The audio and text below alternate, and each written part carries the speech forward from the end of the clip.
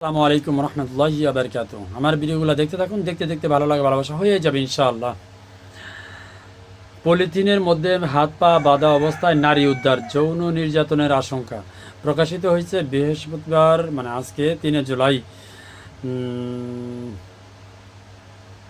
আসুন বিস্তারিত একটু দেখি। বরিশাল ভোলা মহাসড়কের তালুকদার মার্কেট এলাকার পাশের জঙ্গল থেকে পলিথিনে পেঁচানো হাত পা বাঁধা অবস্থায় এক নারীকে উদ্ধার করেছে পুলিশ। আজ ভোরে স্থানীয়দের ফোন পেয়ে ঘটনাস্থলে পৌঁছে গুরুতর আহত অবস্থায় ওই নারীকে উদ্ধার করে তাৎক্ষণিকভাবে হাসপাতালে পাঠানো হয়। পুলিশ সূত্রে জানা গেছে, প্রাথমিকভাবে ধারণা করা হচ্ছে ওই নারী যৌন নির্যাতনের শিকার হয়েছেন।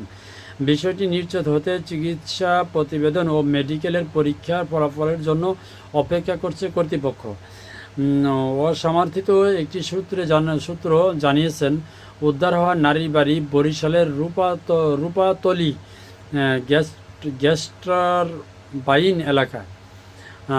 পরিবারের বরাত দিয়ে পুলিশ জানায়, তিনি গতকাল সন্ধ্যায় ভোলার উদ্দেশ্যে বাসা থেকে বের হয়ে নিখোঁজ হন। ঘটনার পর এলাকায় চরম চাঞ্চল্যর সৃষ্টি হয়েছে। আইন শৃঙ্খলা বাহিনী ইতিমধ্যে তদন্ত শুরু করে দিয়েছে এবং ঘটনার পেছনে কে বা কারা জড়িত তা খুঁজে বের করতে কাজ চলছে অলরেডি। ঘটনার সঙ্গে সংশ্লিষ্ট কোনো তথ্য থাকলে সংশ্লিষ্ট থানায় জানানোর অনুরোধ জানাইছে পুলিশ প্রশাসন।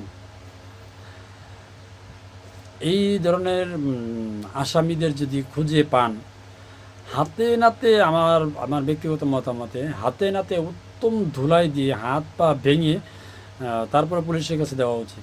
ধন্যবাদ সবাইকে। আসসালামু আলাইকুম রহমতুল্লাহি ওয়া বারাকাতুহু।